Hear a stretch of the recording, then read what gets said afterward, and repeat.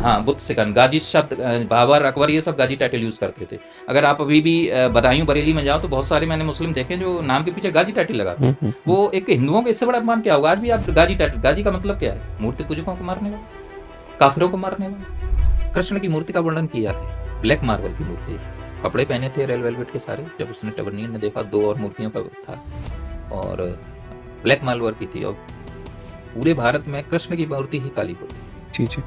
और वही जो मासिर आलमगीरी बुक है सकीम उस्ताद खान की, उसमें यही चीज़ है कि जो आइडल्स थे उसको ले जाके आगरा की जामा मस्जिद की सीढ़ियों के नीचे दबा दिया गया। वो आज भी दबे हैं। उसका मोटिव सिर्फ यही था औरंगजेब का कि अपमानित किया गया, तुम्हारे देवता हैं, हमारी मस्जिद की सीढ़ियों के नीचे दबे हैं, हम दिन रात चढ़ेंगे उतरेंगे, चढ़ेंगे उतरेंगे, आप अपमानित हो। प्रभु के काम हमारा अधूरा पड़ा है तो हम करके करेंगे, पैसा कमा के क्या करेंगे? जाना तो सभी को इस दुनिया में, आने वाली पीढ़ी के लिए छोड़ के क्या जाएंगे? एक कहावत है, पूत कपूत तो का धन सच्चे, पूत सपूत तो का धन सच्चे। पीढ़ियों के लिए अब महाराणा प्रताप लड़े थे, राणा संगा लड़े थे, वो हमारे लिए तो लड़े थे। क्या मिला उनको लड़कर? सारे जीवन कष्ट, लेकिन नाम अमर है। कृष्ण नीति को हिंदुओं को अपनाना चाहिए, क्योंकि आज का समाज ऐसा है कि आपको बहुत सारे ऐसे मतलब कसमकस की स्थितियों में पड़ते हैं सभी लोग, वहाँ कृष्ण नीति आपको निकाल के ले जाएगी सही डिसीजन लेने में। हर व्यक्ति की कैसी सिचुएशन है।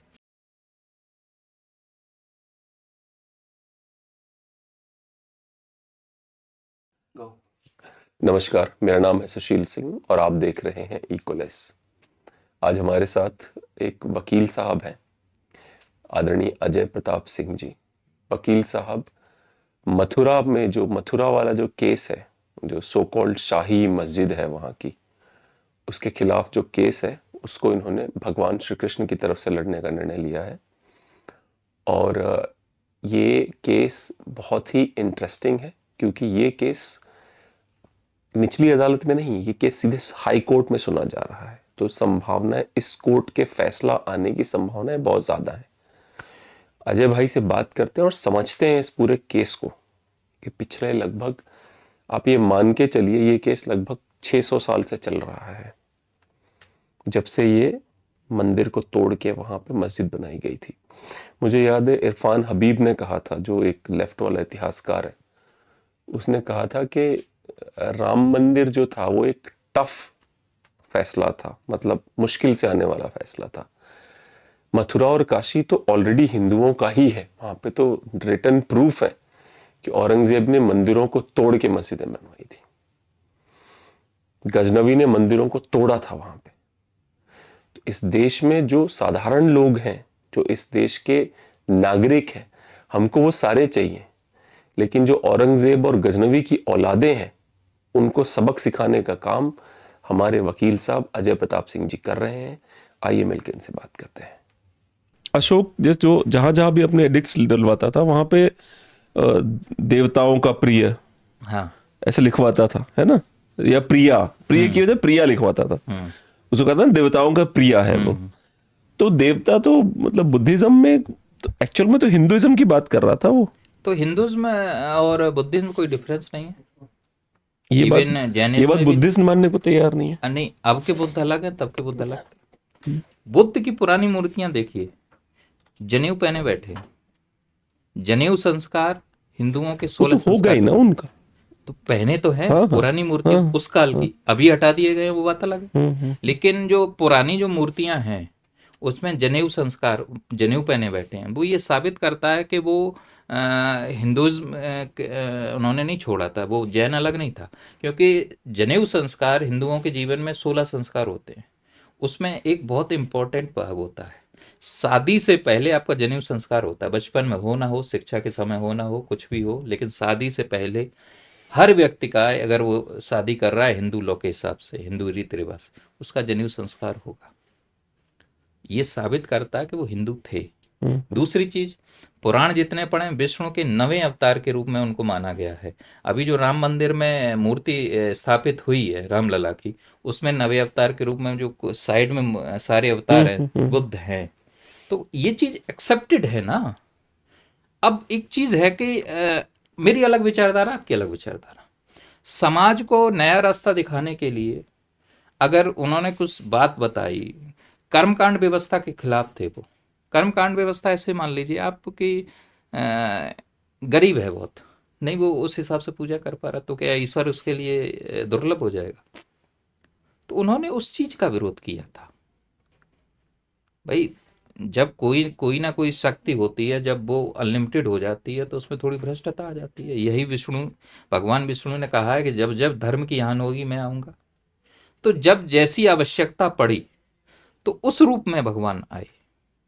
अब कल्कि का बताते हैं कि भाई जब और अत्याचार बढ़ जाएंगे तो कल्कि भी आएंगे। हो सकता है जो अभी जो राम की थ्योरी है, प्रभु श्री कृष्ण की है सिद्धांत, उनसे अलग कुछ वो पारित करें।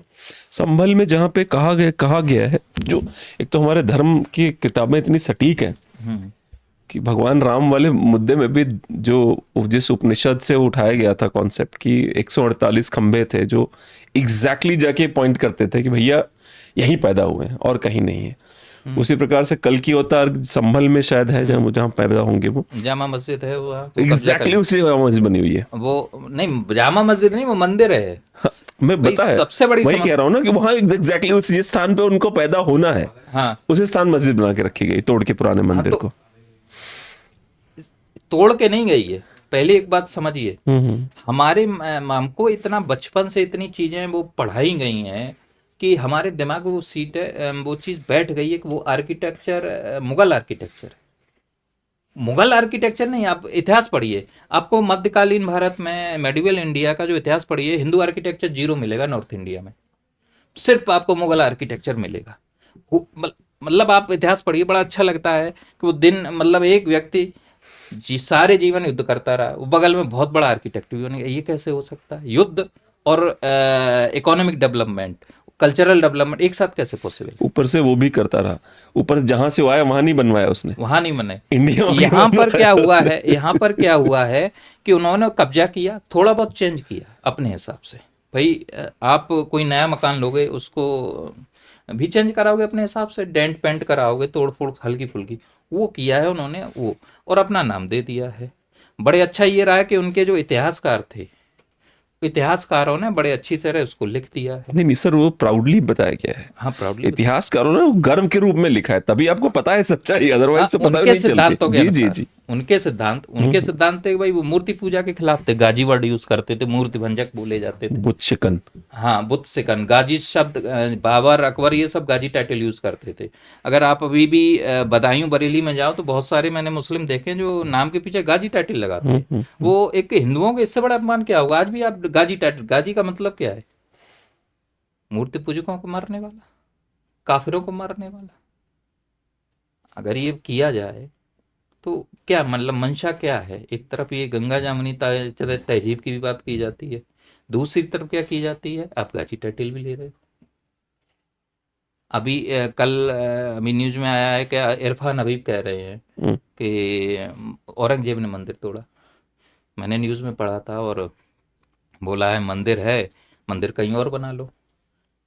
वो मंदिर है कृष्ण जन्म स्थान, कृष्ण का मंदिर नहीं है, कृष्ण जन्म स्थान, मतलब उस जगह मंदिर जन्म हुआ था प्रभु श्री कृष्ण का। टू द पॉइंट डिस्क्राइब भी है, और हमारी वो पहचान है। इस्लाम में मस्जिद कहीं भी पढ़ी जा सकती है, वो नमाज कहीं भी पढ़ी जा सकती है, ये कहीं मेंशन नहीं मस्जिद। पर इस्लाम में कंफ्यूजन भी बहुत है ना सर। आप इस बात को देखिए कि इस्लाम में कहा गया है कि मंदिर बनाने के लिए जमीन हलाल की होनी चाहिए, अपनी खरीदी हुई होनी, मस्जिद बनाने के लिए सॉरी अपनी खरीदी हुई होनी चाहिए। वो सारे लॉजिक तो फेल हो जाते हैं। एक गूगल कीजिएगा, 628 ईस्वी में पैगंबर साहब ने मिस्र में माउंट सिनाई में सेंट कैथरीन चर्च में एक कोवेनेंट पास किया था।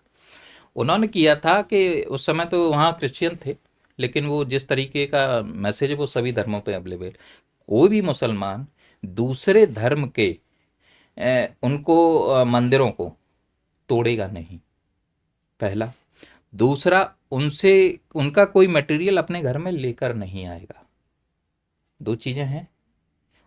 उल्टा ये कहा है कि वो प्रोटेक्ट करेगा उनको। और ये जो आदेश उन्होंने दिया था, उन्होंने ये कहा था कि कयामत के दिन तक लागू रहेगा हर मुसलमान पे। दूसरा, अगर वो ऐसा करता है तो अल्लाह के नियम को वो तोड़ेगा और अपने प्रॉफिट को डिसऑबे करेगा। और उसको लिखा था पैगंबर साहब के जो कमिश्नर थे अली, उन्होंने हाथ से लिखा था। उस पे मोहम्मद पैगंबर साहब के हाथ की मतलब सील लगी हुई है। वो भी तुर्की में, इस्तांबुल में प्रिंस सलीम सेकंड थे शायद, उन्होंने लाके मंगा के सुरक्षित कर ली थी। वो आज भी सुरक्षित है, पैगंबर साहब का उस पे हाथ, मतलब हाथ तो का मुझे निशान है। एक बात बताइए, फिर ये तो वो हो गया ना, ये तो विरोधाभास है साफ साफ। ये तो फिर क्योंकि यहाँ उन्हें नहीं सोचना नहीं नहीं, चाहिए। मैं अभी की नहीं, मैं तो पे ही सवाल उठा रहा हूँ। हाँ बट ने ही 360 मूर्तियां तोड़ के काबा बनाया, हाँ फिर कह रहे हैं मत तोड़ो मूर्तियां। ये तो विरोधाभास नहीं हो गया? हाँ, ये उनका विरोधाभास है। अब किन परिस्थितियों में रही होगी, वो एक मतलब स्टडी का विषय है, रिसर्च का विषय है। और अभी हमारी रिसर्च कृष्ण जन्मभूमि पर है, जी लेकिन जी। जो सिद्धांत है, उनका प्रिंसिपल है, वो यहाँ अप्लाई होता है। क्योंकि वो तोड़ा गया, कब्जा किया गया, और वो मूल भवन मुझे मंदिर का ईमानदारी है। से बताऊं, मुझे इधर बीच क्या लग रहा है, मुझे ऐसा लग रहा है कि इस्लाम में आजकल ये हो गया है कि सबकी अपनी डफली अपना रख, सबके अपने सिद्धांत है आजकल के इस्लाम में। पुराना चलिए छोड़ दीजिए, आज क्या है, जिसको जो समझ में आता है उसका वो सिद्धांत है। वो कुछ ना कुछ ज्ञान नया देता है, बोलता है यही सिद्धांत है, यही चलेगा। अब तो अब कुछ लोगों ने ये तक कहना शुरू कर दिया, हाँ पता है वहां मंदिर था पर अभी मस्जिद ही रहेगा, अब उस पर उतारू हो गए हैं। अब सुना होगा आपने, मतलब कुछ मौलाना निकल के आ गए, हाँ मंदिर था तो। ज्ञान कंक्रीट वापी की बात कर रहा हूं मैं। कंक्रीट एविडेंस है, उन्हें आप कैसे डिनाई करोगे? तो ये बात तो कहनी पड़ेगी, मनसा तो जाहिर होगी अब। तो गाजी नाम क्यों रखा है फिर मैंने? हाँ, उसी रखा है ना, कि बता तो रहा हूँ कि मनसा तो नहीं। जाहिर होगी। तो अब ये कोर्ट देखे, और सरकार भी देख रही है। हम तो अपना भाई भाई धर्म हमारा है, ज्ञानवापी शिवलिंग है, वो हमारी आस्था का विषय है, भोलेनाथ। राम मंदिर है, वो भी आस्था का विषय है। कृष्ण लला, वो भी आस्था, मतलब ये जान है हिंदू धर्म की, सनातन धर्म की। इनके बिना कल्पना नहीं की जाती। राम कृष्ण हैं, भोलेनाथ हैं, तो इनके बिना कल्पना नहीं हो सकती। और हमारे जो प्राइम लोकेशन के मंदिर थे, मतलब मुख्य थे, वही अपने कब्जे में है। तो भाई जब हमें, आपको या किसी भी हिंदू को सत्य पता लगेगा, तो वो सो नहीं पाएगा। अगर उसकी अंतरात्मा जीवित है, वो धर्म को मानता है किसी भी तरह से, और उसकी अंतरात्मा जीवित है, तो वो कभी चैन से रात को नींद नहीं आएगी। अगर आप महसूस कर सकते हैं इस चीज़ को, अगर सत्य जान जाए। सत्य नहीं पता है तो कोई बात नहीं, लेकिन सत्य पता है तो फिर। हिंदुओं के साथ गड़बड़ हुई कब? जैसे जो जो गजनी वाला महमूद था, उसका जो मुख्य सिपह सालार था, उसका नाम था तिलक, वो भी हिंदू ही था, और वो सबसे आगे रहता था तोड़ने मूर्ति। हिंदुओं के ये ट्रांसफॉर्मेशन, हिंदुओं को ये पैसे रुपए वाला चक्कर इतना भाता क्यों है? जैसे उदाहरण देता हूं आपको, सत्यनारायण की कथा करो क्योंकि पैसा आएगा, हम्म ये भगवान की पूजा करो, यज्ञ करो क्योंकि आपके घर में सुख समृद्धि आएगी। हम्म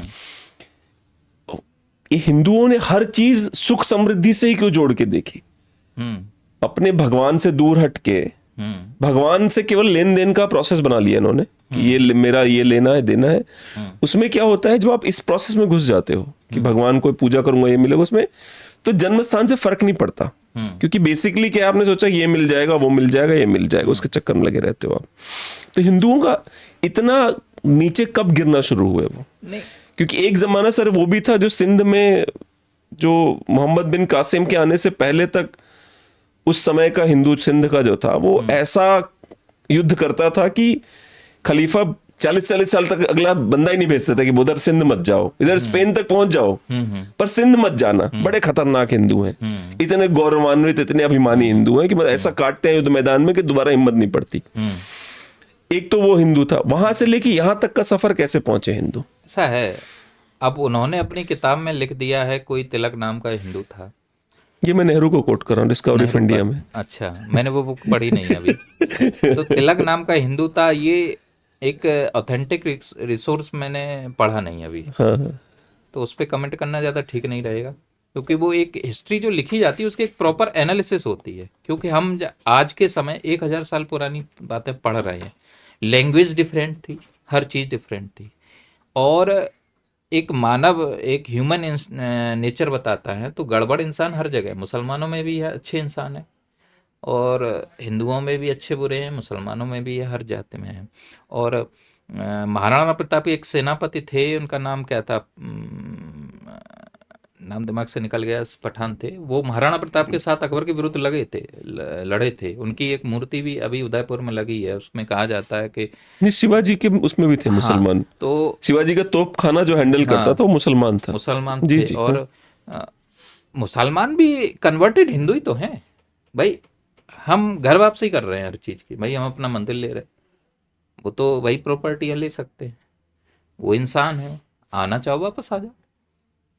और इसके कनिंगम के रिकॉर्डेड हैं कि कौन व्यक्ति कब कन्वर्ट हुआ है, ये मुस्लिम भी मानते हैं।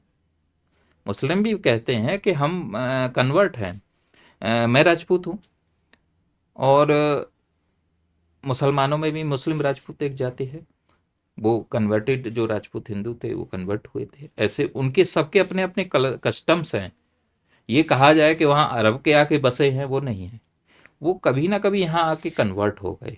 अब जो व्यक्ति, मैं हिंदू धर्म में पैदा हुआ हूँ बचपन से, मैंने उसके सिद्धांतों को जाना, तो मेरी रग रग में वो बसा है, मैं उसको ही सही मानूंगा, अब बदल नहीं सकता। ऐसे ही इस्लाम में जो पैदा हुआ, उसने वो बचपन से देखा शिक्षा माहौल की, उसके दिमाग में रग रग में बसा है चीज़ें, तो वो उनके हिसाब से वो सही है और हमारे हिसाब से वो सही। लेकिन हिंदू धर्म में एक अच्छी चीज़ है, हम आप हर चीज़ पे सवाल कर सकते हो, तर्क की कसौटी पे परखिए।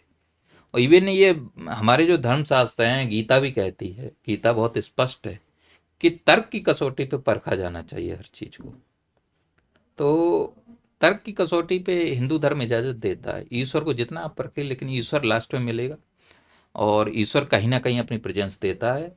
केदारनाथ का वाली आपदा देख लीजिए, उसमें एक पत्थर आके मंदिर के पीछे रख गया और पूरी जो धारा थी पानी, दो मंदिर को छोड़ के निकल गई, सब खत्म हो गया, नंदी और मंदिर भोलेनाथ खड़े रहे। तो कहीं ना कहीं कुछ तो है ना। ज्वाला देवी मंदिर देखिए, वहाँ ज्वाला माता का आज भी लो जलती है, पूरी ताकत लगा दी है। तो हमारे यहाँ ईश्वर की प्रेजेंस है। भारत एक देवभूमि है और इसके स्पष्ट प्रमाण, कृष्ण के तो स्पष्ट प्रमाण है भाई, कृष्ण के वंशज आज भी रहते हैं। और कनिंगम ने खुद उनको माना है कि ये क्लान कृष्ण के वंशज हैं, कृष्ण से जुड़े हुए हैं, तो उनके वंशज रहते हैं। और हम लोग हिंदू सारे के सारे बिलोंग करते हैं, बस ये ईश्वर के ही डिसेंडेंट हैं सभी। और राक्षस और देवता दो थ्योरी तो थी पहले ही, कर्मों के हिसाब से। जो अच्छे कर्म करता है वो देवता की श्रेणी में आ जाता है, जो बुरे कर्म करता है वो राक्षस बन जाता है। आज भी यही है, इसीलिए पुलिस है, सेना है, किस लिए? राक्षसों से निपटने के लिए तो है। मुझे एक बात बताइए, जो कन्वर्जन की हमने डिस्कस करी थी, जी। तो जो यहीं पे एक बमहेटा नाम का यादवों का गांव है बगल में ही, यहाँ पे है। उसके अलावा हमारे गांव में जहाँ पे बनारस में हमारा गांव है, वहाँ पे भी एक गांव है, वहाँ भी राजपूत रहते तो मुसलमान बन गए। दरअसल दो भाई थे, सगे भाई थे, एक ने ये गांव बसाया, एक ने ये गांव बसाया। ये पूरा गांव मुसलमान बन गया, ये अभी भी हिंदू है हिंदू और है। दोनों राजपूत गांव है। हाँ। तो जब दंगे होते हैं तो सबसे तगड़ी लड़ाई इन दोनों के बीच में होती है, क्योंकि होती भाई है। भाई हो जाते हैं सबके सब। हम्म। ऐसे ही बमहेटा नाम के गांव यहाँ पे है, वहाँ पे यादव है। हम्म। तो एक गांव यादवों का मुसलमान बन गया, एक हिंदू है। बहुत सारे स्पेशली बमहेटा वाला केस बताता हूँ, 93-94 में प्रयास किया गया कि बमहेटा के मुसलमानों ने खुद आगे बढ़ के कहा वहाँ के यादवों से कि यार एक काम करते हैं, हम यादव ही थे, कन्वर्ट हो जाते हैं। ऐसा एक प्रयास कौल और भट्ट मुसलमानों की तरफ से कोशिश की गई थी कश्मीर में भी। कश्मीर राजा हरि सिंह के पास प्रपोजल लेके गए थे शायद 1939 में या उसके पहले, कि हम कन्वर्ट होना चाहते हैं, दोबारा से हिंदू धर्म में बनना चाहते हैं। हिंदू क्या करता है, वो कहता है ये मलेच्छ हो गया है और हम इसको वापस नहीं, ना इसको रोटी देंगे ना बेटी देंगे। कन्वर्ट क्यों करेगा कोई वापस हिंदुइज्म में? हाँ, ये एक समस्या है। और सबसे बड़ी चीज़ ये है कि अभी इतना मॉडर्निटी नहीं आई है किसी के दिमाग में कि बेटी देने के, रोटी तो खा लेंगे लेकिन बेटी के लिए सोच जाएगा आदमी। अब बेटी अपने परिवार का है, बच्चा पालता है, वो दूसरे कस्टम में इसमें बदलने में समय लगेगा। इसके लिए सबसे अच्छा तरीका ये है कि जो जितने भी एक बहुत बड़े मास रूप में सभी वापस आए, आपस में शादी ब्याह करें, 200-400-500 साल बाद चीज़ें नॉर्मल हो जाएंगी। क्योंकि ऐसा मेरा ये मानना जो है। पर्क है वो अच्छा नहीं। अगर मैं मुसलमान होऊंगा तो आपके पर्क से मैं एग्री नहीं करूंगा नहीं, कि भाई इस पर्क नहीं, नहीं ठीक है भाई, कोई बात ये नहीं, मेरा अपना मुसलमान ही ठीक नजरिया हूँ। है। हाँ, क्योंकि अब किसी के, मैं किसी से कैसे कह सकते हैं हम कि अपनी बेटी दे दें? हाँ हाँ। ये, नहीं, ये समस्या तो तब भी हुई जब अम्बेडकर ने हाँ, डिस्कशन करा कांग्रेस में कि भाई, बहू तो बना सकते हैं। हाँ यही प्रॉब्लम अम्बेडकर भी बोल रहे थे कि बहू तुम लोग बहू बनाने को तैयार हो, अपनी बेटी को देना चाहते हो, ये तो तो धर्म, ये जो जातियां मिटेंगी कैसे? जाति व्यवस्था में ऐसा है। आप, हमने पढ़ा था एक, ये जो कहते हैं ना शोषित सामाजिक व्यवस्था, ये मैंने जितने भी स्टडी पढ़ी है ये पिछले 1-2 हज़ार साल के अधीन आई है। ठीक है, हुआ क्या है कि भारत सोने की चिड़िया बोला जाता था। कोई भी शोषित सामाजिक व्यवस्था सोने की चिड़िया नहीं बन सकती है। जो वर्ण व्यवस्था का था, कर्म आधारित थी, जन्म आधारित नहीं थी। ठीक है ना? तो आपस में मैरिज का भी डिसाइड था। मैं वकील हूँ, और कर्म से अगर देखा जाए, मेरा काम सेवा करना है, तो कर्म से मैं शूद्र हूँ। और मैं इसमें ट्रायल में, कृष्ण जन्म के ट्रायल में कुछ ऐसे एविडेंस दूंगा कि जिनसे ये साबित होगा कि शूद्र निम्न, जैसे कहा जाता नहीं कि वो समाज के एक पिछड़े ज़्यादा थे, नहीं लगता। जो उन बुक्स में लिखा हुआ है जिस हिसाब से, कि उस हिसाब से नहीं लगता है। और मुस्लिम काल में काफ़ी चीज़ें, काफ़ी जातियाँ मुस्लिम काल में भी नई नई बनी हैं। और क्या कहते हैं, ये मुस्लिम काल में ज़्यादा लगता है, क्योंकि अच्छा। उसमें हर वर्ग का शोषण हुआ है। ब्राह्मण थे, मंदिरों की रक्षा के लिए अ, तबाह हुए पूरी तरह से।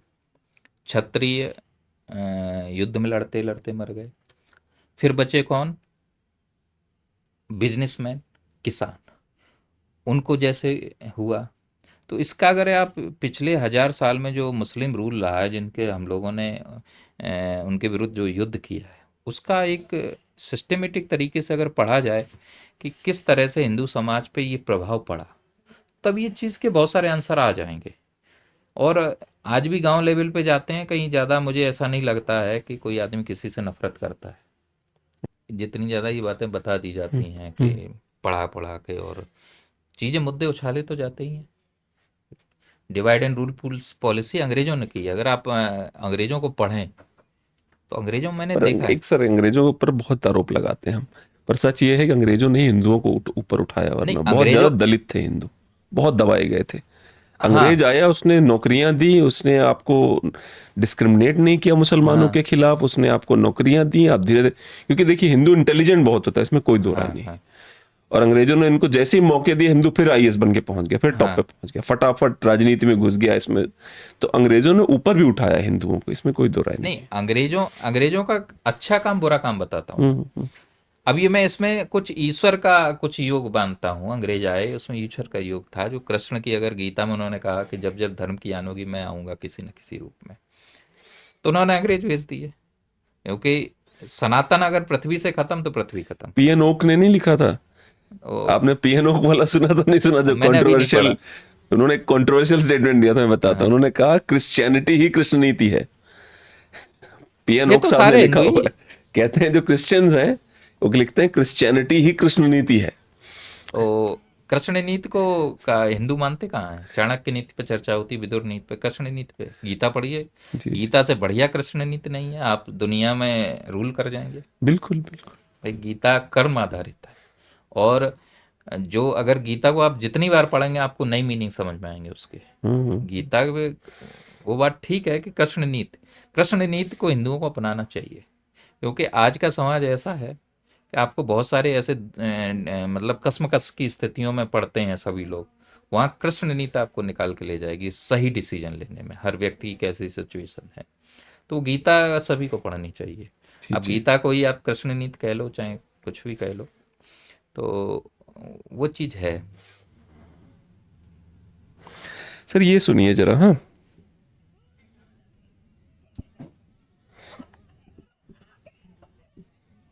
हुई थी। आपके जनेऊ और तिलक को बचाने के लिए हमारे गुरु ने शहादत दी कि कैसे।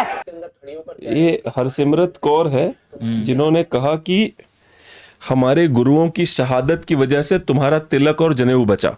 हाँ, हरसिमरत कौर ने संसद में कही ये बात।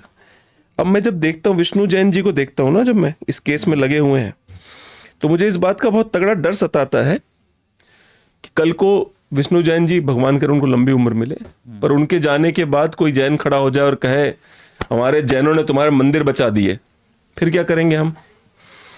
अब सिखों को शस्त्र की शिक्षा किसने दी थी?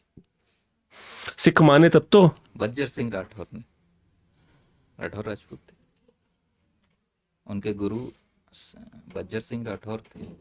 और सिख भी कोई अलग थोड़ी ना है। अब नहीं है अलग। मैं आप मेरे सवाल के मर्म को समझिए। हाँ, कि जो व्यक्ति अपने धर्म को अलग कर लेना चाहता है, हर चीज से दूर हो जाना, अलग हूं मैं, और वो बार बार बोल रहा है तुम्हारे तिलक और जनेऊ, जैसे कि हम चूड़ियां पहन के बैठे थे, आप आए, आपने हमारे तिलक जनेऊ की रक्षा करी भाई। ये जो वीर देव सिंह बुंदेला ने बनवाया था, जी जी, इसका सच ये है कि उन्होंने बसंत आप पंचमी, कृष्ण मंदिर की बात करें जो हाँ, केशव देव जी जी, बसंत पंचमी को 1618 के दिन 52 एक साथ जगह पे उन्होंने कंस्ट्रक्शन स्टार्ट किया था। मथुरा की मथुरा कई में साइड ही? थी, नहीं पूरे आधे भारत में। अच्छा अच्छा, हाँ हाँ, और वीर देव सिंह बुंदेला ने जो बरसाना का राधा रानी का मंदिर, श्री जी का मंदिर बोलते जी हैं, जी, वो भी बनवाया था। और वृंदावन में काफी स्ट्रक्चर थे, झांसी किला था, उर्छा का महल था, मतलब वो आधा बुंदेलखंड मान लीजिए, मध्य प्रदेश का पूरा एरिया 52 एक जगह पे। तो उस समय, उस काल में ये चीज शो करती है उनकी स्वायत्तता को, उनकी जहांगीर का समय था, जहांगीर के समय। जी जी, तो इससे ये साबित हो रहा है कि वो उस समय इंडिपेंडेंट थे। 52 एक जगह पर जो इस काल को, अब दिक्कत ये है कि वो एक बहुत सिस्टमेटिक तरीके से हमें ये जो इतिहास पढ़ाया नहीं गया है। वीर देव सिंह बुंदेला ने नरवर के युद्ध में अबुल फजल की गर्दन काटी थी। वही अबुल फजल, फेमस अबुल फजल। अच्छा, अकबर के नवरत्न में। हाँ हाँ हाँ हाँ, उसमें बताते हैं अकबर इतना दुखी हुआ था कि 2 दिन तक शायद खाना नहीं खाया था, और उनको मरवाने के लिए भेजा, मार नहीं पाया था, सेना भेजी थी। ये बात सिखों के रहे होंगे वहाँ पर नॉर्थ इंडिया में, और यहाँ पर उनका काम है कि जो निहंग थे उन्होंने राम मंदिर के लिए भी लड़ाई लड़ी थी, और कृष्ण के लिए भी लड़ी है। पहले ये सब थे तो एक ही। अब आने वाली जनरेशन अगर नहीं कुछ, उनकी क्या सोच है इसमें, क्या कह सकते हैं भाई? नहीं, जैसे मेरा ये कहना है ना कि देखिए, एक तो है कि मैं और आप मिलके कोई केस लड़े, हाँ, ठीक है, और हम जीत जाएं, हम जीत जाएं, और मेरे बच्चे बोले अरे हमने करवाया ये, और आपके बच्चे चूंकि वो इसी में लगे हैं कि नहीं हम दोनों तो भाई भाई हैं, भाई भाई हैं। आपके बच्चे इसी चक्कर में पड़े रहे बेचारे, उनको पता ही नहीं कि बेटा हम भाई भाई के चक्कर में ये तो क्रेडिट लेने पे उतारू है। सनातन धर्म की यही तो खूबसूरती है, वो डिस्क्रिमिनेट नहीं करता किसी को भी, वो नफरत नहीं सिखाता किसी को, यही खूबसूरती, वो सबको अपने अंदर समाता है। हमने हमारे शास्त्र में किसी को अलग करना नहीं सिखाया है, सब अपने हैं, सबके साथ रहो, वसुदैव कुटुंबकम की थ्योरी आई है। तो हमको वो चीज़ सिखाई नहीं जाती, हमारे परिवार में नहीं सिखाई जाती, हमारे बड़े बूढ़ों ने नहीं सिखाई जाती है।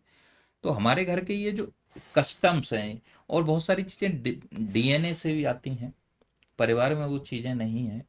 तो हिंदू, इसीलिए तो हम सब अलग हैं, और ओल्डेस्ट सिविलाइजेशन है हम इस दुनिया की भाई। हमारा रूट आप कोई नहीं बता सकता भाई, क्रिश्चियनिटी 2000 साल पहले, बाकी सारे धर्म के आपको पता अरे क्या बात कर रहे हैं सर, अभी तो रिसेंटली मौलाना महमूद मदनी ने कहा कि आदम वसल्लम, सॉरी मैं बोल नहीं पाता हूँ, सल्ले सलाम कुछ कहते हैं वो कह रहे हैं वो इंडिया में हिंदुस्तानी आए थे, वो पहली बार यहीं प्रकट हुए थे, वो तो कह रहे हैं इस्लाम सबसे पुराना धर्म है।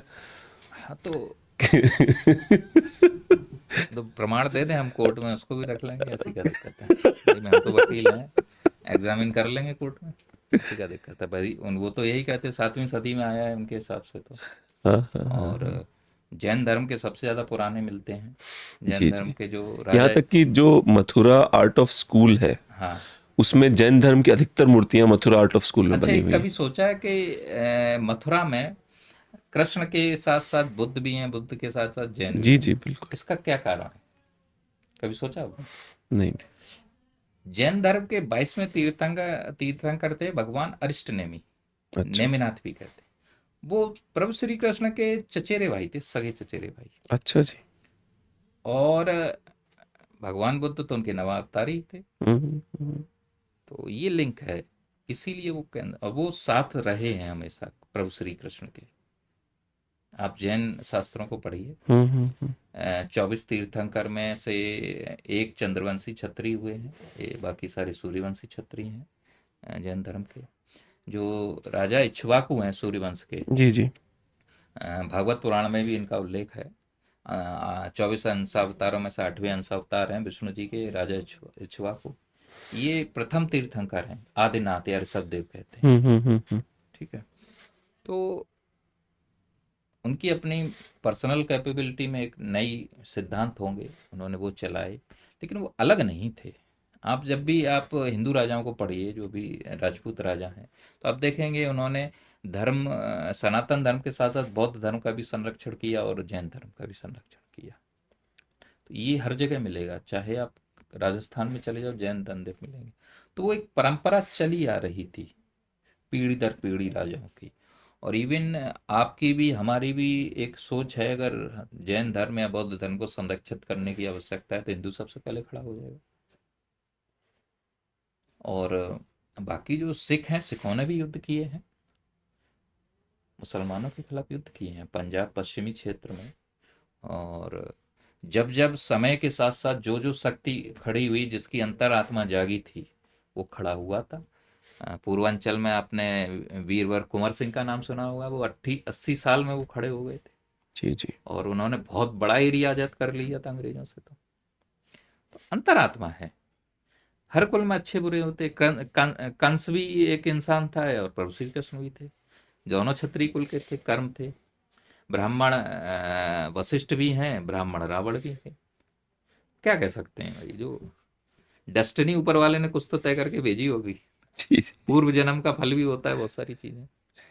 एक और भी मैं पढ़ रहा था कि ये ग्रीक हिस्टोरियन मेगास्थनीज ने कहा कि रोमन हिस्टोरियन क्विंटस कर्टियस को उसने कोट किया कि the image of Hercules which is also Krishna, Hercules, was carried in front of the army of Porus as he advanced towards Alexander on the Jhelum river.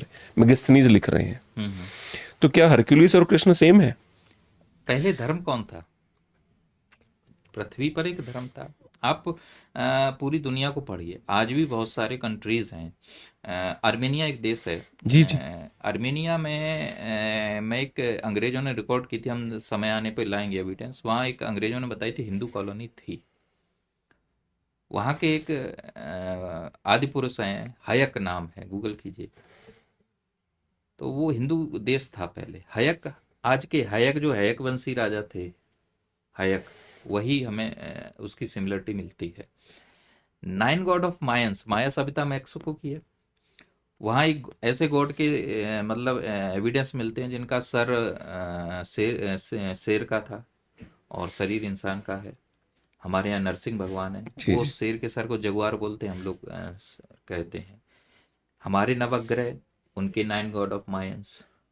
तो actually क्या थी कि भारत जो था ना, तो भारत यहाँ देवभूमि थी, ईश्वर ने जन्म लिया था और बाकी पूरी दुनिया में लोग रहते थे। अब वो उस टाइम पहुंचती होगी भाई, कोई चीज हमारे यहाँ से चली, वो लास्ट एंड पॉइंट तक बहुत सारी फॉर्म चेंज हो जाते हैं। हम एक डेवलप्ड सिविलाइजेशन थे, बाकी देश डेवलप्ड सिविलाइजेशन नहीं थे। तो ईश्वर को इंसान अपनी एक इमेज बनाता है। भाई 12,000 किलोमीटर दूर बैठे किसी इंसान ने कृष्णा की एक इमेज बनाई होगी। एक इंसान है, वो जिस हालत में रहता होगा, जिन परिस्थितियों, उसी परिस्थितियों में उन्होंने अपनी इमेज बना दी कृष्णा की। तो और नाम भी दे दिया। भाई भाषागत अपभ्रंश 100 किलोमीटर में चेंज, यहाँ इंडिया में भी हो जाता है। लैंग्वेज यूपी में ही, आप यहाँ नोएडा से बलिया तक जाए, भाषा कितनी तरीके चेंज हो जाएंगे, भाषा के डिफरेंट। यहाँ लठमार भाषा चलती है, अब बलिया बड़े प्यार से बोलते हैं।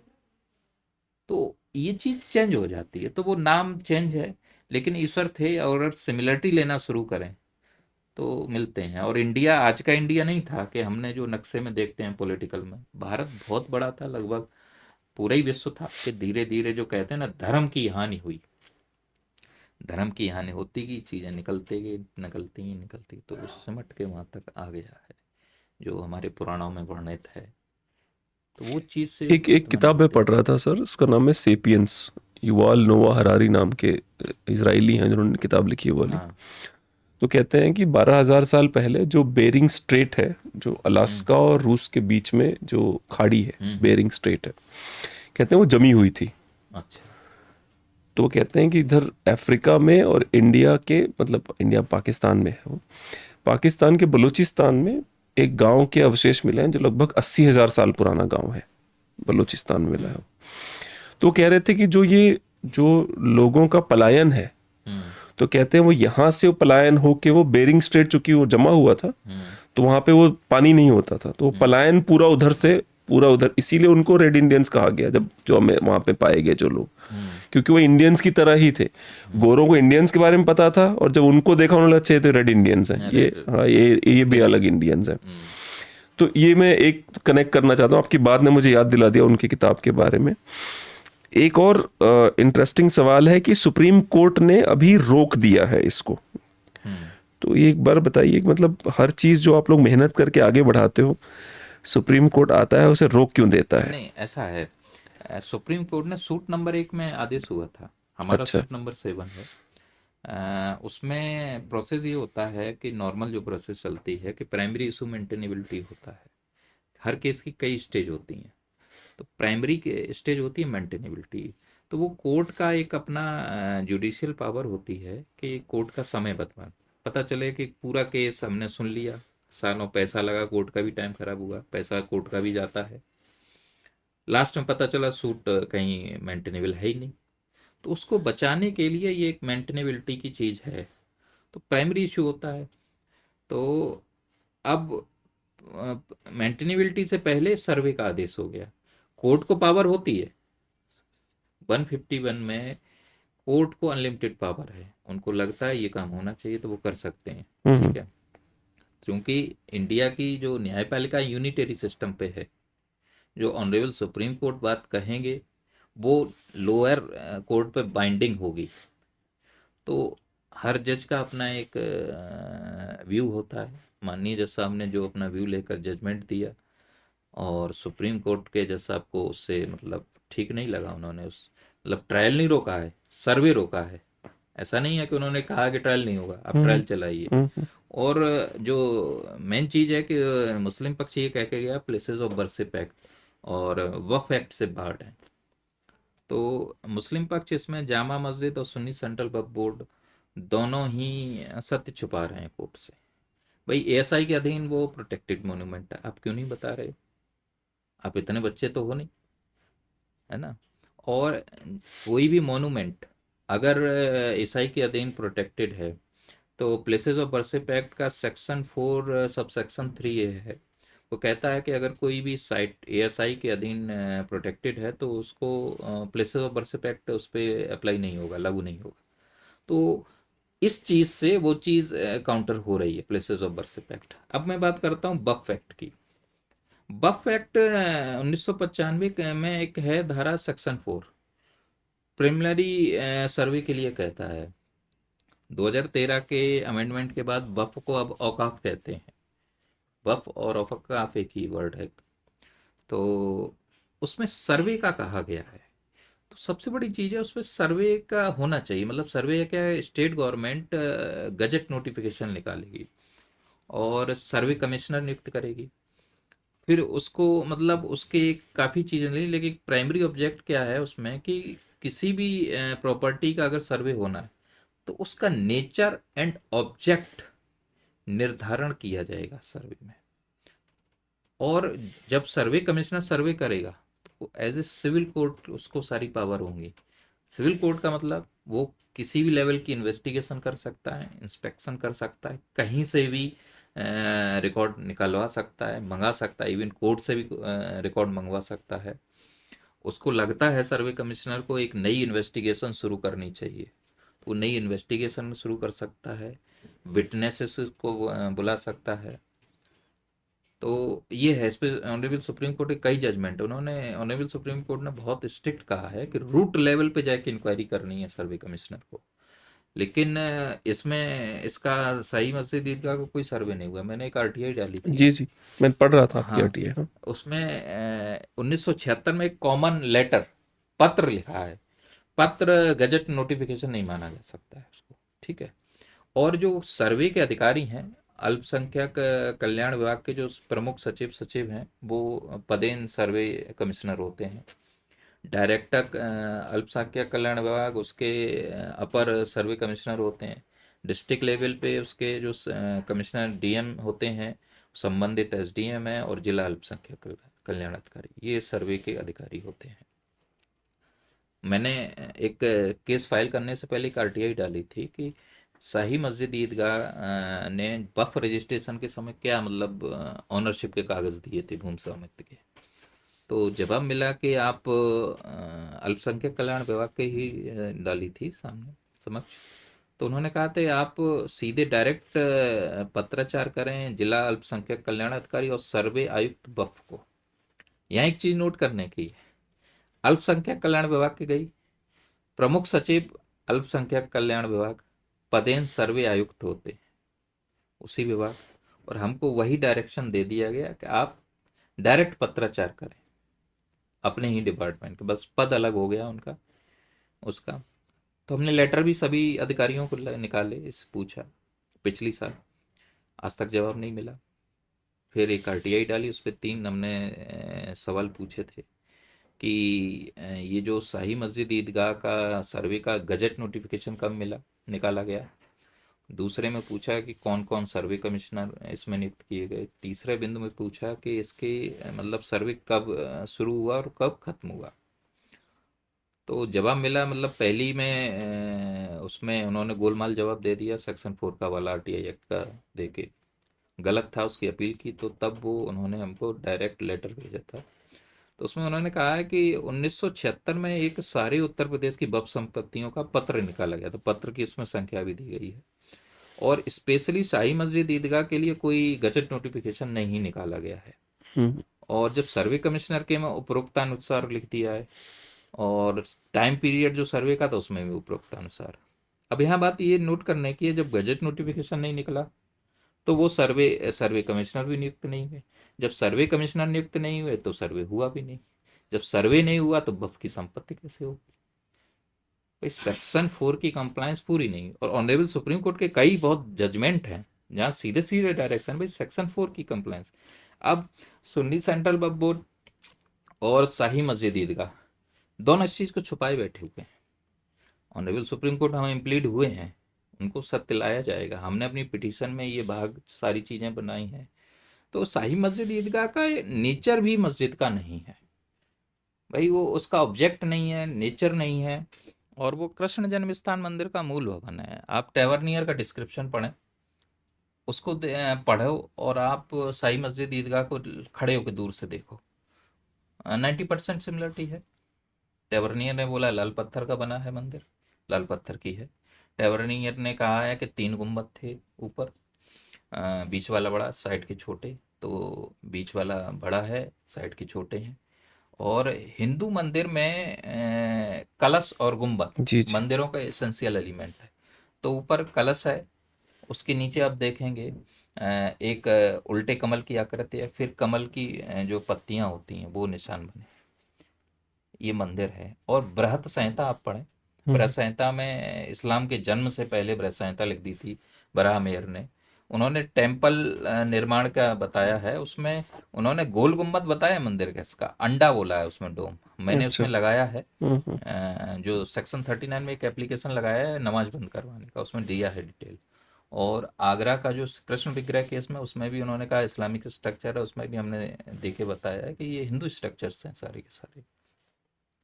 तो वो स्ट्रक्चर मंदिर है, और अंदर कृष्ण की मूर्ति का वर्णन किया है, ब्लैक मार्बल की मूर्ति है, कपड़े पहने थे रेल वेलवेट के सारे। जब उसने टवर्नियन ने देखा 2 और मूर्तियों का था, और ब्लैक मार्बल की थी। और पूरे भारत में कृष्ण की मूर्ति ही काली होती है। जी जी।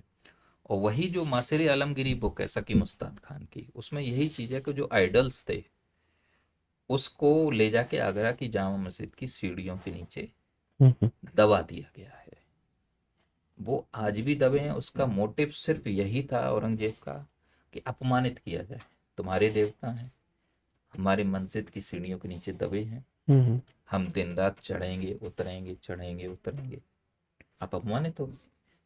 अब जब तक हमको पता नहीं था तब तक तो ठीक था, जब हमको पता लग गया तो अपमान महसूस हो ही रहा है। जी जी भाई बिल्कुल। जब जब दिमाग, हम तो लड़ रहे हैं, हम्म। एक तपस्या की तरह लड़ रहे हैं उसमें। तो अपमानित हर आदमी महसूस करता है, कष्ट तो होता ही है। तो जो चीज इन्होंने गर्व में लिखी थी, हम्म, अब वही उनके खिलाफ सबूत की तरह यूज हो जाएगी, क्योंकि खुदाई होगी, वहां मिल जाएगी मूर्तियां। मिली। एक और सवाल है, मुझे थोड़ी क्रोनोलॉजी समझा दीजिए कि 1951 में ये कृष्ण जन्मस्थान ट्रस्ट बन गया। हम्म मदन मोहन मालवीय जो थे वो उनके और इस ट्रस्ट के अंतर्गत ये ओनरशिप में था। हम्म। उसके बाद हुआ क्या, मतलब अगर मेरे पास जमीन ही मेरे नाम पे है तो किसी को मैं क्यों दूंगा उसमें? एक्चुअल में क्या है कि अभी जो हमारे केस में जामा ये कृष्ण जन्मस्थान संस्थान भी पार्टी है, उनका WS नहीं आया है हमारे पास अभी तक। WS क्या होता है? रिटन स्टेटमेंट उसका जी जी। अभी आया नहीं है। अभी इनकी 7-11 का जामा मस्जिद का आ गया है। जब तक हम उनका वर्जन नहीं पढ़ लेंगे तब तक हम इसमें कुछ कहना ठीक नहीं है कि अब है।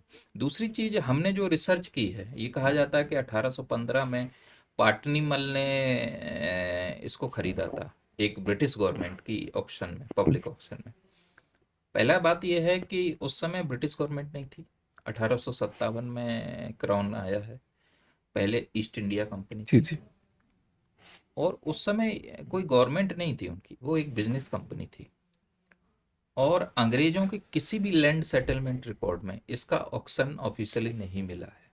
अच्छा। हाँ, आप किसी भी लैंड सेटलमेंट रिकॉर्ड, हमने बहुत देखा कि ऑफिशियली अंग्रेजों का पर नहीं है। बार बार इनको रिवॉर्ड क्यों किया गया? क्योंकि कई बार उनके खिलाफ केसेस डाले गए हाँ, और बार बार इनको 1870 तक भी 3 4 5 केसेस डले हुए हैं, और बार बार उन्हीं पटनी मल के उनके परिवार को रिपोर्ट कर दी गई जमीन।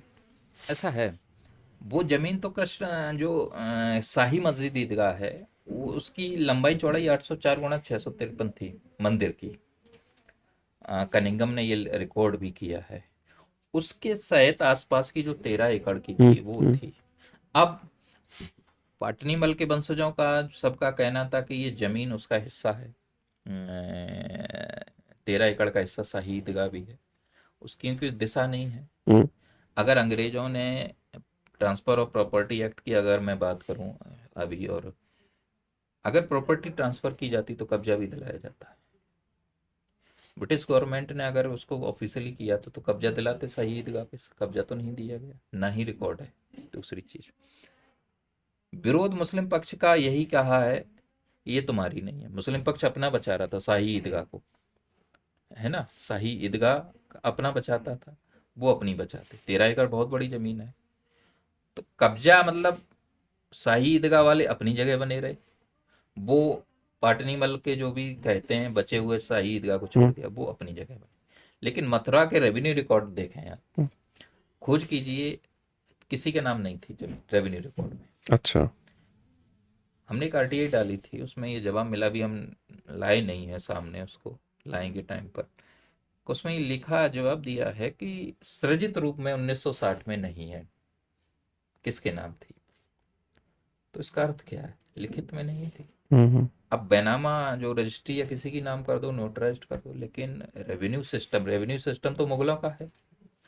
अगर औरंगजेब ने उस जमीन को उस शाही ईदगाह बनाई होती तो भाई तुम्हारा रेवेन्यू सिस्टम, आज भी रेवेन्यू सिस्टम उन्हीं का चल रहा है सारे टाइम, तो आपके नाम जमीन होती। जमीन आपके नाम नहीं।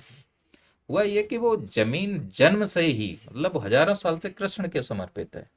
और हिंदू लॉ में ये चीज होती है कि भाई ईश्वर अमर है, माइनर की कैपेसिटी में होते हैं, उसके मालिक होते हैं। अब भगवान की जमीन की खरीद फरोख्त हो कैसे सकती है? मुझे तो समझ, वो तो अमर है, वो तो उसी के मालिक हैं। 13 एकड़ एक बार को मान भी लिया जाए, मैंने हमारे सूट में वो इशू नहीं है 13 एकड़ का। हमारा जो कनिंगम ने ऑक्टागोनल शेप का नक्शा दिया है और उसकी लंबाई चौड़ाई 804 × 653 फीट है, वही है। उसमें से जो पार्ट मुस्लिम के पक्ष में है और कुछ पार्ट उनके पक्ष में है, क्योंकि इसका एक बहुत बड़ी हिस्ट्री है। तो दोनों ही गड़बड़ वाले हैं मेरी नज़र में, क्योंकि अवैध कब्जादारी आप सभी लोग हैं यहाँ पे पोजीशन पे, सत्य नहीं आ रहा है बस। ये रंजना अग्निहोत्री कौन है जिन्होंने कहा है कि ये 13.5 ये एकड़ सूट मेरा है? नंबर 1 में की वादी है। अच्छा कभी मुलाकात नहीं हुई। अच्छा जैन साहब ही आते हैं। अच्छा, लेकिन विष्णु जैन रिप्रेजेंट कर रहे हैं हाँ, रिप्रेजेंट रंजना अग्निहोत्री के जैन लिए। साहब, हाँ हाँ। अच्छा अच्छा। तो अच्छा, एक बात बताइए कि जैसे रंजना अग्निहोत्री 13.37 एकड़ पे अपना क्लेम डाल रही हैं और विष्णु जैन जी आ रहे हैं, हाइपोथेटिकली सूट 1 जीत जाता है, तो will that become a Krishna जन्मभूमि और रंजना अग्निहोत्री ओन प्लेस? क्या होगा फिर वो? क्योंकि अभी तक क्रेडिट लिया जा रहा है कृष्ण में, बचाई जा रही है। वो जमीन मालिक तो कृष्ण जी हैं, मालिक उसके कृष्ण जी ही कोर्ट हैं। Will assign it to someone, right? अब मैनेज कौन करेगा ये अलग इश्यू है। तो जैसे कोर्ट ने असाइन कर दिया भाई सूट नंबर 1 को, हाँ ठीक है, हाँ अब मेरे को अब मिल गया, हाँ। मेरे दिमाग में शैतान आ गया अचानक से और मैंने डिसाइड किया कि नहीं, कोई मंदिर नहीं बनेगा, मैं कॉलेज बनवाना चाहता हूँ। नहीं, ऐसे नहीं होगा। वो कृष्ण मालिक है, मैनेजमेंट आप कुछ भी है, नेचर नहीं चेंज होगा, नेचर नहीं चेंज होगा। कोई ताकत नहीं। Is that because of the court और बिकॉज ऑफ पीपल्स नहीं, पावर? कृष्ण जी मालिक, कृष्ण जी खुद पार्टी हैं उसमें। अच्छा, है पार्टी? कृष्ण लला सभी सारे के समय सारे पार्टी। सारे सूट में पार्टी है। हाँ, सारे चलो, सूट। Thank God. फिर तो कृष्ण लला ही पार्टी है और कृष्ण लला को ही समर्पित है। हम जी, जो जी, अपनी बात कह के चल रहे हैं कि पाटनीमल की खरीद फरोख्त झूठी थी, अवैध थी, हाँ हाँ, तो हम ये कह के चल रहे हैं कि वो जन्म से उनको समर्पित है। मेरे शब्दों को समझिए, जी जी जी जी उस पे कोई कुछ नहीं कर सकता। हाँ, गड़बड़ हुई है, हम उसको हटा रहे हैं, जी जी जी जी। हमको मतलब नहीं। चाहे कोई भी सूट इसमें से एक्सेप्ट होगा या जीतेगा, हाँ, बॉटम लाइन है कि होगी कृष्ण भगवान की वो कृष्ण प्रॉपर्टी। भगवान मालिक है जी, उसके। जी, जी, दूसरी चीज क्या है कि वो ब्रज प्रदेश है, सूरसेन राज्य है, तो वो 13 एकड़ के नहीं है, वो पूरे उस प्रदेश के मालिक है। उन्होंने 17 साल रूल की है, उनका जन्म है। तो मैं नहीं मानता 13 एकड़ क्या होता है भाई। प्रभु श्री कृष्ण का जन्म जेल में हुआ था। जी जी जी जी 13 एकड़ की तिहाड़ जेल के में नहीं हुआ था, कंस जेल है। और जो अशोक के टाइम पे आप भी पढ़ोगे तो उसको एक चैम्बर के रूप में डिस्क्राइब किया है। अच्छा, एक चैम्बर था, एक जेल थी। आप भी, एक जेल इतना बड़ा कमरा होगा, 2 लोग रहेंगे, थोड़ा बड़ा हो सकता है, तो वो कंस के समय एक जेल थी। और तब क्या परिस्थितियां होंगी उससे कह नहीं है, लेकिन वो स्थान जहाँ मंदिर है, हमारा इशू क्या है, कृष्ण जन्म स्थान, जहाँ ईदगाह कहते हैं, वो कथित ईदगाह कहता हूँ मैं उसको, क्योंकि वो आदमी को समझने के लिए शाह नाम तो लेना ही पड़ेगा, वैसे मंदिर है वो। तो वहां जन्म हुआ था। बाकी किसकी क्या है हमें उससे मतलब नहीं है। वीरदेव सिंह बुंदेला ने 804x653 पे बनाया था। वही मंदिर राजा गोविंद चंद्र राठौर ने बनवाया था, जिसे सिकंदर लोदी ने तोड़ा था। उससे पहले महमूद गजनवी ने तोड़ा था। उससे पहले फिर चंद्रगुप्त विक्रमादित्य ने बनवाया था, उसे हुणों ने तोड़ा था। उससे पहले अशोक के अधीन संरक्षित था। उसी स्थान का जिक्र ये मेगास्थनीज, प्लिनी और हमारे पुराणों में कहते हैं। हमको उस जन्म स्थान से मतलब है, 13 एकड़ से मतलब नहीं हमको। चलिए एक और सवाल पूछता हूँ मैं आपसे सर कि 500 साल लग गए आपको अयोध्या राम मंदिर लेने में, हाँ। तो ऐसे 500 साल लगेंगे दोनों और जन्म स्थान में, तब तो हो गया हमारा। नहीं, ये कृष्ण का कार्य है। बांके बिहारी तो मथुरा में थे ना, बांके का अर्थ क्या है, टेढ़ा।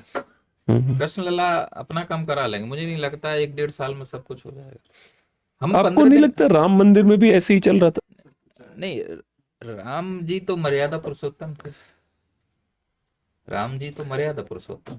I am really sorry sir, but मुझे ये ना ये ऐसे ही लग रहा है कि मुझे देना चाहे भाई देना, तो मुझे ऐसे ही लग रहा है, मतलब कि आप कह रहे हैं अच्छी बात है, भगवान करे कि यही हो, मना भी नहीं कर रहा हूँ। हम ट्रायल 15 दिन में खत्म कर सकते हैं अगर कोर्ट सुने हमें। हमारा अपना साइट रेडी है। अच्छा, हम तैयार हैं। हमको दे दिया, सुबह हम 10 बजे 10 से 5 अपना पूरा ट्रायल करने को तैयार है। जब हम इसी काम पे हैं तो करने को तैयार है। ये सुने कोर्ट हम, और हमारे पास एविडेंस रेडी है, कोई ताकत नहीं है इसको रोक ले। कंक्रीट एविडेंस है ESI के। एक और बात पूछता हूँ, आपको क्या लगता है जो उत्तर प्रदेश के यशस्वी मुख्यमंत्री हैं हमारे आदरणीय योगी आदित्यनाथ जी, जिस तरह से ज्ञानवापी में उन्होंने 6 घंटे में उन्होंने शायद सारा क्लीन करवा दिया, जब वो जो उनका जो पारित हुआ आदेश कि 1 हफ्ते में आपको तो अच्छी तरह पता होगा 6 घंटे में उन्होंने कांड कर दिया, इसलिए आप लोग आदेश पारित करवाइए, बाकी तो बाबा बैठे हैं, देख लेंगे। शासक ऐसा ही होना चाहिए, उनसे उनकी डिसीजन मेकिंग पावर दिखती है ना। उनको ये पता था कि अगर बेटा इसमें टाइम लगा तो ये चले जाएंगे सुप्रीम कोर्ट और स्टे ले आएंगे। पता नहीं, पता वाली बात नहीं है। बात उनकी डिसीजन मेकिंग स्ट्रांग है, करना है, मतलब कॉन्सेप्ट क्लियर है उनको। ऐसा नहीं है हिंदू पर मुसलमान ये भी तो देखिए ना, किस मुख्यमंत्री ने 7 घंटे में काम रिजल्ट करके खोल के पूजा भी करवा दी। हाँ, मैं वही तो कह रहा हूँ कि उनका कॉन्सेप्ट क्लियर है, उनके अंदर इम्प्लीमेंटेशन की ताकत है, डिसीजन मेकिंग पावर है। भाई एक शासक की, एक राजा की सबसे बड़ा स्ट्रॉन्ग क्या होना चाहिए? Decision making. भाई कोई भी फैसला सही गलत नहीं होता है, गलत सही गलत क्या होता है, आपको उसके परिणाम तक पहुंचाना है, तो वो उस अपने डिसीजंस को उसके परिणाम तक पहुंचा देते हैं। हम जन्मभूमि का केस लड़ रहे हैं, हम उसे परिणाम तक पहुंचाएंगे। हमने परिणाम तक पहुंचा दिया तो सब कहेंगे बहुत अच्छा है, हमने परिणाम तक नहीं पहुंचा गए, बेवकूफ है।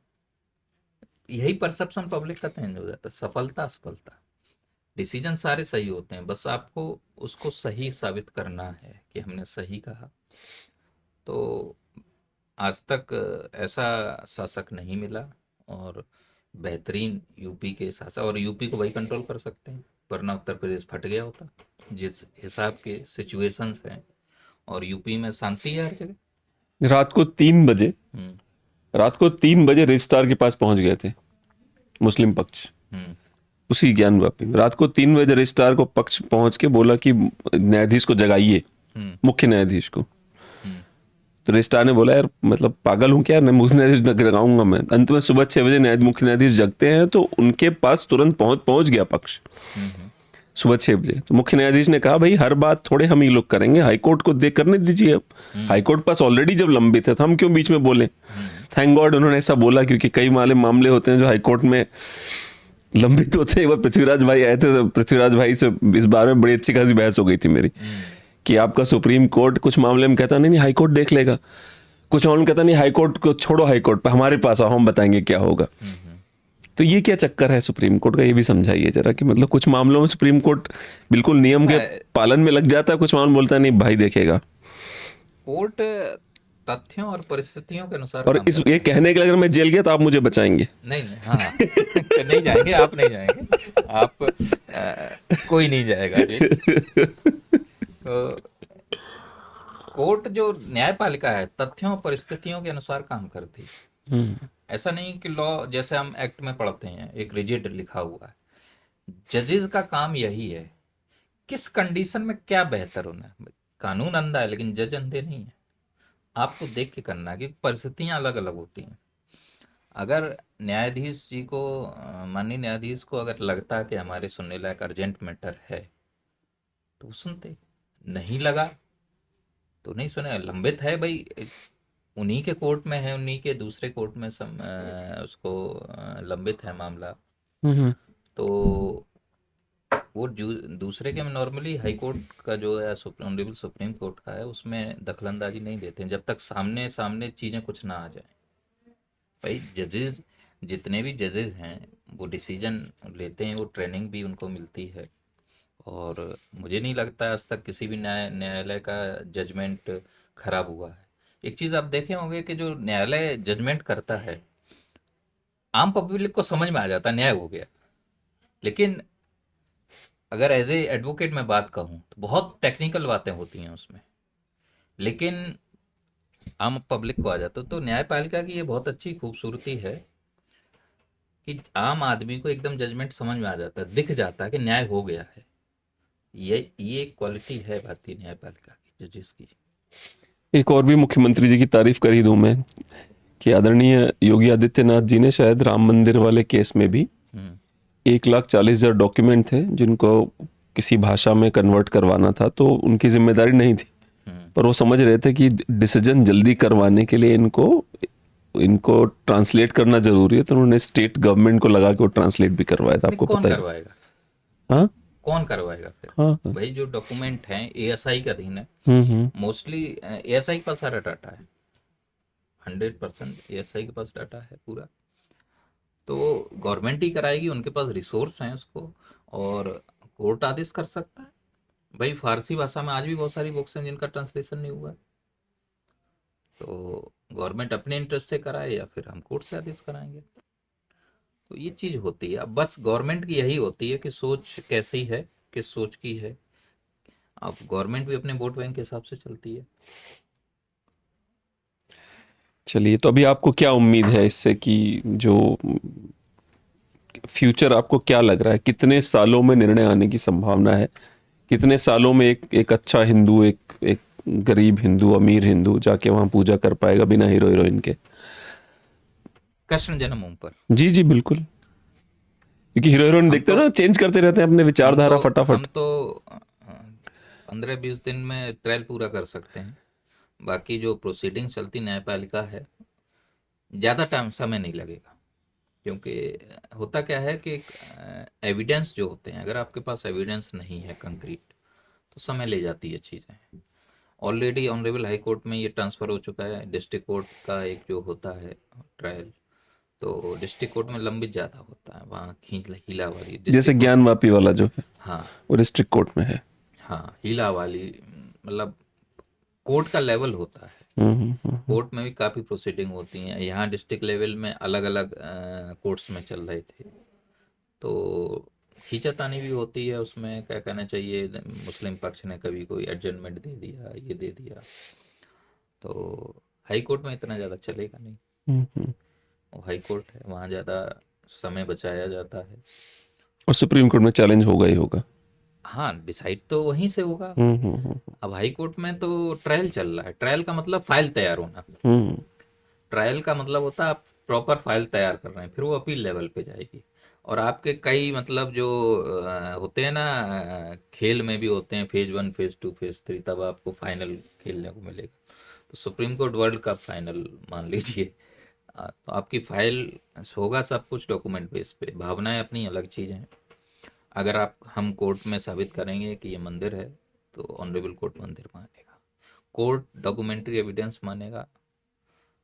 वही एक स्ट्रॉन्ग कोर्ट। सर, एक और भी दो अलग अलग थॉट सामने आ रहे हैं। एक तो ये है कि बीच में अचानक से आरएसएस के जो चीफ हैं मोहन भागवत जी, उन्होंने नया ज्ञान शिगुफा छोड़ दिया था कि हर जगह शिवलिंग मत ढूंढिए।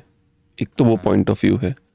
दूसरा पॉइंट ऑफ व्यू है जो अभी रिसेंटली योगी आदित्यनाथ ने संसद में अपने यूपी के विधानसभा में कहा कि 3 जगह हमें चाहिए। उन्होंने वो क्या कहते हैं उसे, वो कविता भी कोट करी कि 2 न्याय अगर तो आधा दो वाली, उनकी भगवान कृष्णमल रश्मति कोट करी। दूसरा एंगल है विष्णु जैन और जय साईं दीपक वालों का कि 40,000 मंदिर हैं, कोई हमें ये सिखाने ना आए कि कहाँ बंद करना है, हम सब पे क्लेम करें। हाँ, हम सब पे क्लेम करेंगे, हमारा अपना राइट है। तो मैं वही जानना चाहता हूँ कि which school of thought you are supporting? क्योंकि एक तो कह रहा है कहीं मत देखो, राम अयोध्या बन गया कुछ हो जाओ। हाँ। दूसरे योगी जी कह रहे हैं नहीं 3 तो चाहिए ही चाहिए। हाँ। तीसरा एक ग्रुप है जो कह रहा है भाई 3 नहीं, हमें 40,000 पूरे वापस चाहिए। आप किसको सपोर्ट करते हैं? हम तीसरे ग्रुप को भाई। Thank God. हम फंडामेंटल राइट है भाई। धर्म को अबाध रूप से मानने की स्वतंत्रता है। ये सनातन धर्म हमारा कल्चर है। और हम क्या कहते हैं, हमारा फंडामेंटल ड्यूटी भी है अपनी संस्कृति का को प्रिजर्व करें। तो सनातन धर्म एक संस्कृति है और हम इसको प्रिजर्व कर रहे हैं। मंदिर की बात नहीं है, क्योंकि धर्म से ही सब कुछ निकला है। सनातन धर्म केवल ये नहीं है कि आपने पूजा कर ली, पूरी सभ्यता ही वहां से शुरू हुई है। सृष्टि का आरंभ ही वहीं से है। तो हम उसको सेव कर रहे हैं। हमको जहां जहां मिलेगा, मेरा ताजमहल पे अभी पेंडिंग है 80 के नोटिस में, 10 मार्च को हम डालने वाले हैं उसमें ताजमहल पे। उसके भी हमारे बहुत स्ट्रॉन्ग एविडेंस है। और अटाला देवी पर मार्च में हम डाल देंगे केस जौनपुर में।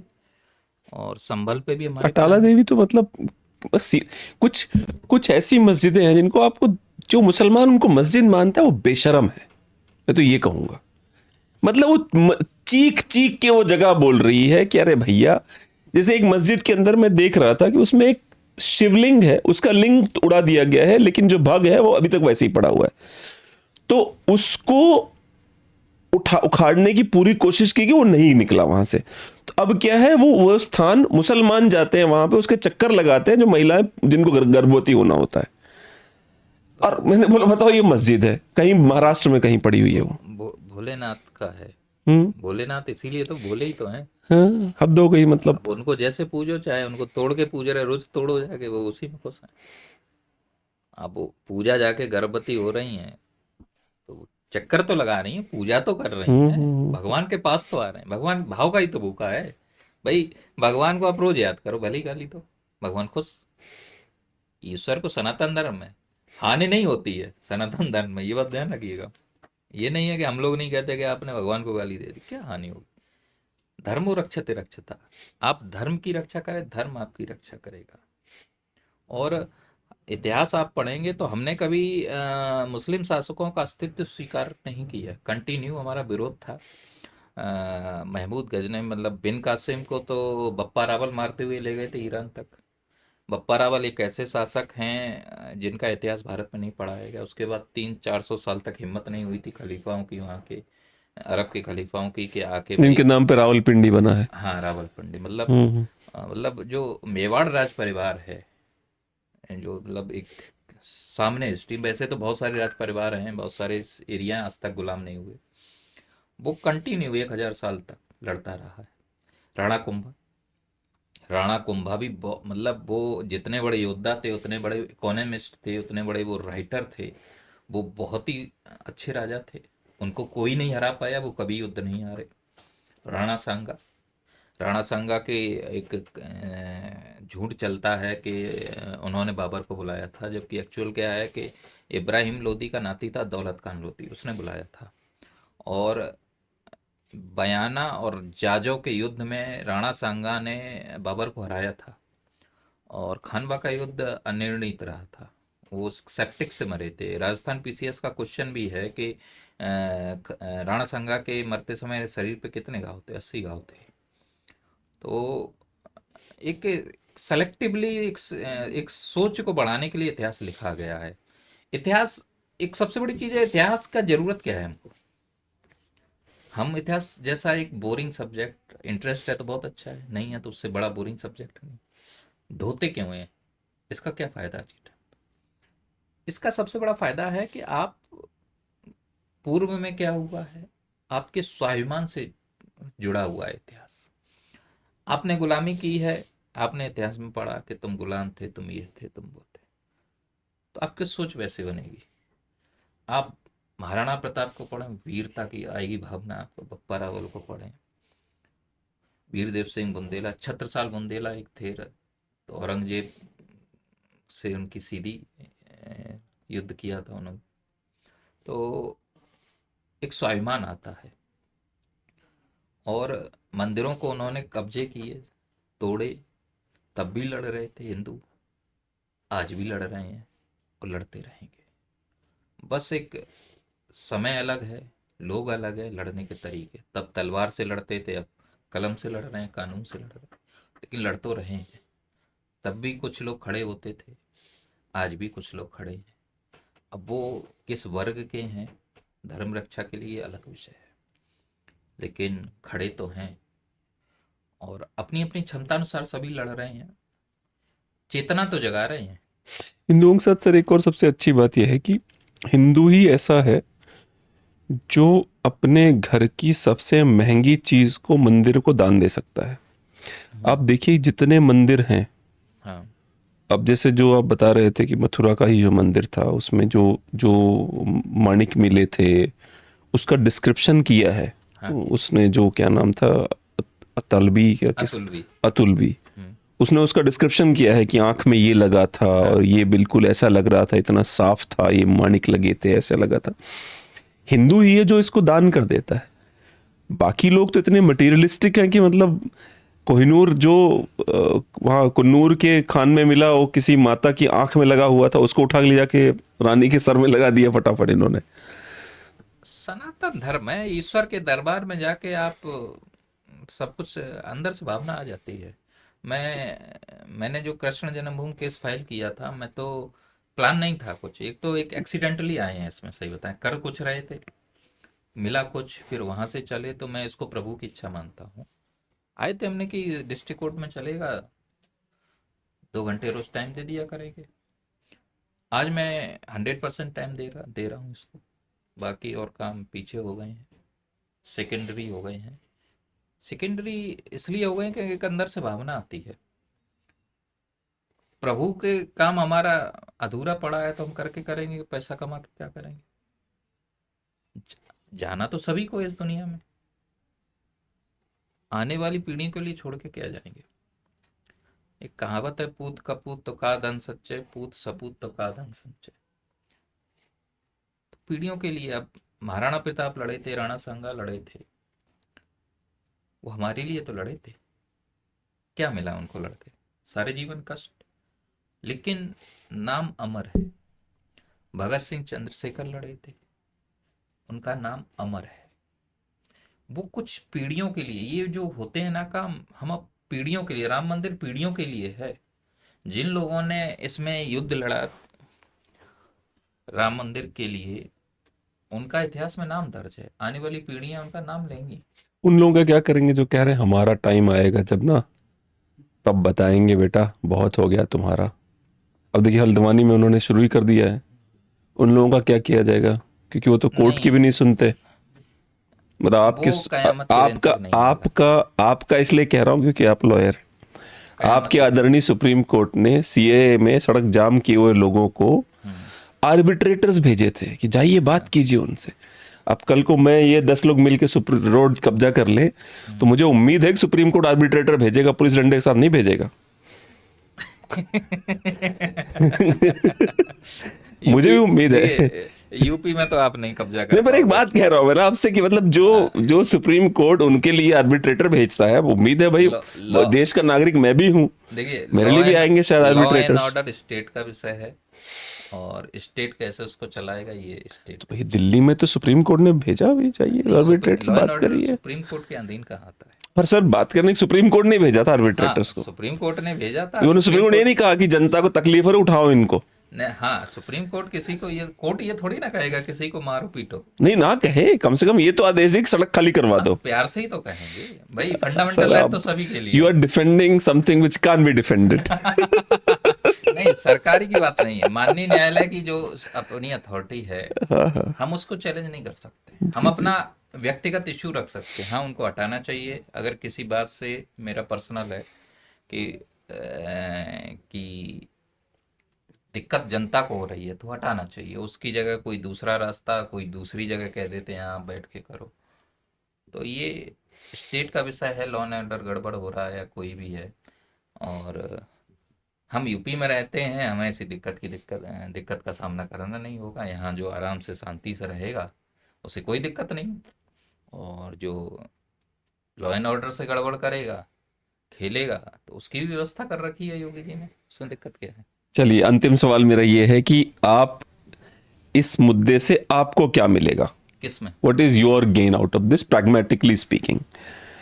ये धर्म के लिए हम लड़ रहे हैं, हमारा कल्चर है। कृष्ण लला एक पूरे विश्व की यूनिक कल्चर है।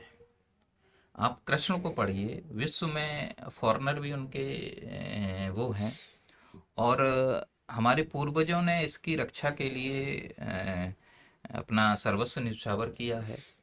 और मैं खुद कृष्ण के वंश से ताल्लुक रखता हूँ, माता पक्ष से। क्या बात। मेरी माँ जादौन छत्री हैं। अच्छा। कनिंगम ने लिखा है अपनी ए टूर इन ईस्टर्न राजपूताना में कि जो यदुवंशी हैं, हिंदू डिसेंडेंट, वो जादौन राजपूत हैं, उसका पूरा इन्होंने लिखा हुआ है। और वंशावली भी है हमारी।